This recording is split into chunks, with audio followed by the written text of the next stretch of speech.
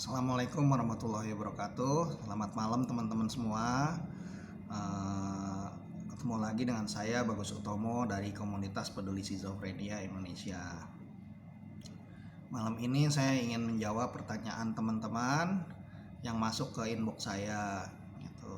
Pertanyaannya, mengapa sangat penting memberikan support pada saudara kita yang sedang mengalami masalah kesehatan jiwa? Ya bagi saya pribadi sih,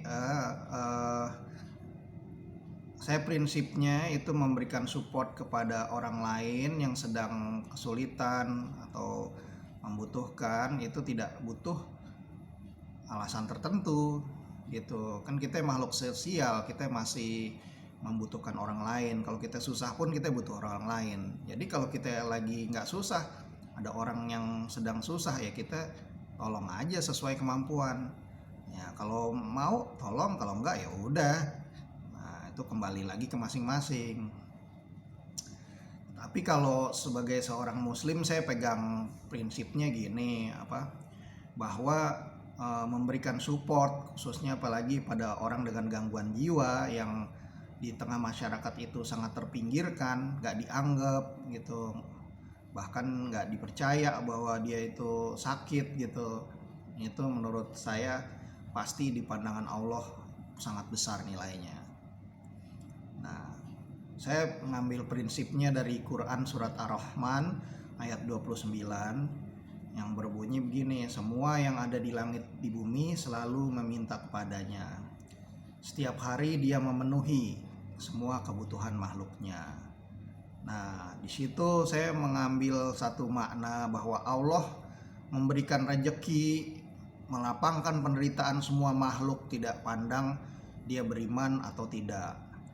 Apakah ia alim atau pendosa, semua diberi kasih sayang oleh Allah. Gitu. Demikian juga kita, karena itu kita harus memberikan kasih sayang tidak cuma sebatas semua pada sesama muslim, tapi kepada semua makhluk ciptaan Allah. Nah, kita aja kalau susah juga butuh orang lain. Karena itu ya selagi kita masih ada kelapangan, jangan sungkan kita memberikan support gitu. Nah, kemudian ada hadis Nabi nih yang juga saya sangat suka gitu, yaitu irhamu man fil ardi yarhamkum man fis sama. Sayangilah semua yang ada di bumi, maka semua yang di langit akan menyayangimu. Itu hadis riwayat Abu Dawud dan Tirmizi. Nah, itu di dalam Islam kita menyebar kasih sayang tidak terbatas sesama muslim, sekali lagi, tapi kepada sesama manusia, ke hewan-hewan, tumbuhan, terus kemudian juga alam lingkungan ya. Kita sayangi saudara-saudara yang non muslim sebangsa dan setanah air di negara Indonesia ini. Kita sayangi mereka yang sehat, apalagi yang sakit ya. Sakit fisik kita peduli, sakit jiwa juga kita harus peduli gitu. Jangan sakit fisik banyak orang yang jenguk, sakit jiwa kita jauhin, jangan. Mereka juga sama membutuhkan support seperti mereka yang sakit fisik juga, karena sebenarnya ya gangguan jiwa sakit fisik juga, organ otaknya yang terkena sehingga pikir, emosi dan perilakunya yang terganggu ya. Mereka yang tubuhnya lengkap kita sayangin juga. Mereka yang mengalami disabilitas fisik, intelektual, sensorik, disabilitas mental juga harus kita sayangin. Kita sayangin binatang, tumbuhan, alam lingkungan, seperti itu. Kita menjadi muslim yang baik tidak bisa hanya dengan peduli pada diri kita sendiri dan keluarga kita. Kita menjadi muslim yang baik harus memiliki dampak sosial yang positif pada lingkungan kita semua gitu ya. Nah, di dalam komunitas dukungan kesehatan jiwa, kita nggak harus kok kita mengeluarkan harta kita misalnya, terus tenaga kita yang terlalu besar. enggak.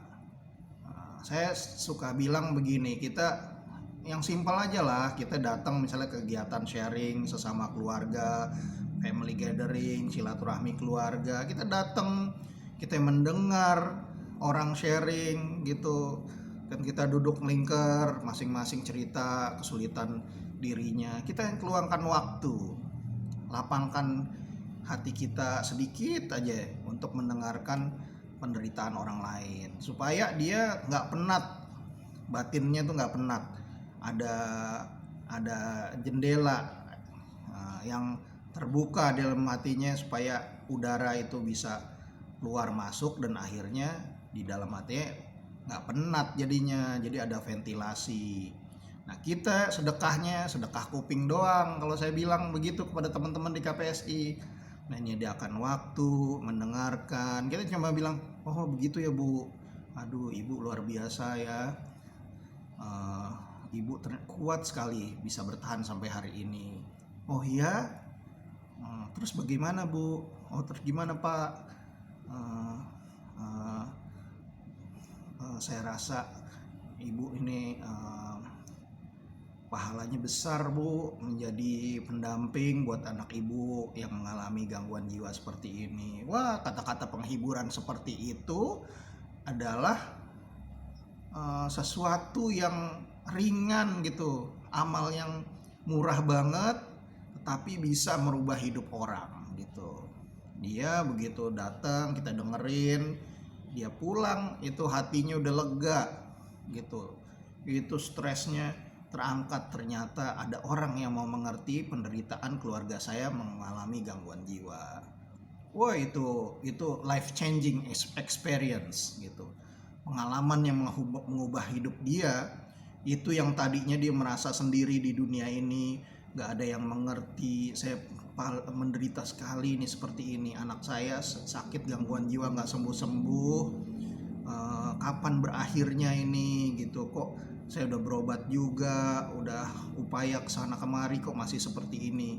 Padahal ini anak yang saya harapkan untuk bisa menggantikan peran saya kalau saya udah tua, merawat saya, kok saya sampai tua merawat dia. Itu kita dengerin aja, terus kita rangkul dia, kita berikan semangat. Wah, itu yang tadinya dia udah mau putus asa, terpuruk, itu bisa berubah, dia merasa lega dan dia happy, bahagia. Itu kita nggak perlu ngeluarin uang banyak untuk melakukan perubahan pada hidup orang gitu ya. Atau misalnya, waduh suami saya begini mengalami gangguan jiwa, saya keluarga saya jadi sulit ini, nggak ada penghasilan karena dia tadinya yang menanggung hidup kita sekeluarga, kok jadi begini, anak-anak begini. Wah, itu ketemu dengan sesama keluarga yang pasangannya mengalami gangguan jiwa, kita nggak perlu ngasih uang, tapi kita rangkul, kita dengar, itu rasanya seperti mendapatkan harta karun yang besar sekali. Bener deh gitu. Jadi kalau kita ingin menolong banyak orang, kita ingin hidup kita berharga, kita coba deh datang ke kegiatan kelompok sharing buat orang dengan gangguan jiwa dan keluarganya gitu. Bukan kita yang nolong dia, tapi kita yang tertolong, hidup kita jadi bermakna karena kita menjadi berguna hanya dengan mendengarkan dan memberikan penghiburan, memberikan support pada orang yang sedang dalam penderitaan gitu ya teman-teman. Jadi sekali lagi menurut saya sih semua itu saya kembalikan kepada teman-teman semua. Apabila ikhlas mau memberikan support, alhamdulillah. Kalau enggak sanggup ya enggak apa-apa juga gitu kan, setiap orang punya peran masing-masing. Mungkin teman-teman lebih cocok di organisasi yang lain, memberikan support pada mereka yang tidak beruntung dalam hal kondisi lain atau peran kehidupan yang lain. Tapi bagi mereka yang ingin memberikan support pada orang yang mengalami gangguan jiwa dan keluarganya, kalian pasti akan menolong banyak orang hanya dengan memberikan support yang standar aja kalian bisa mengubah kehidupan seseorang yang tadinya mau terpuruk itu bisa ada melihat harapan dan pelan-pelan dia bisa bangkit kembali. Gitu ya teman-teman.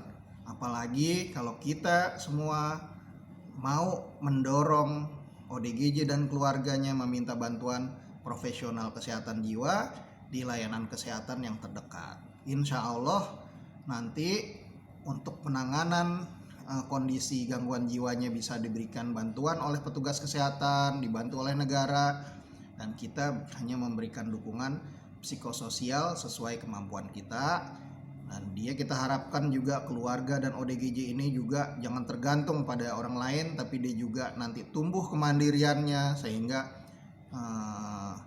dia satu saat bukan cuma menerima bantuan atau support, tapi ternyata mengalami gangguan jiwa itu bisa menemukan tujuan hidup yang baru, yaitu pengalaman kita nih jatuh bangun menghadapi gangguan jiwa, pulih dari gangguan jiwa ini bisa berguna buat orang lain, dan kita jadi punya peran hidup baru membantu sesama supaya lebih cepat pulih dari gangguan jiwanya. Akhirnya kita tidak melihat lagi gangguan jiwa itu sebagai musibah, tapi menjadi hikmah yang berharga, menjadi peran kehidupan baru yang membuat hidup kita menjadi bermakna, dan kita jadi punya alasan kenapa kita terlahir dan hadir di alam semesta ini, ternyata kita untuk membantu sesama. Gitu ya teman-teman. Mungkin jawaban saya cuma begitu doang. Sekali lagi terima kasih atas perhatian teman-teman mendengarkan jawaban saya. Semoga berguna. Jangan lupa klik subscribe atau tombol loncengnya supaya ada notification kalau saya update video yang baru. Terima kasih banyak teman-teman semua. Assalamualaikum warahmatullahi wabarakatuh. Salam sehat jiwa.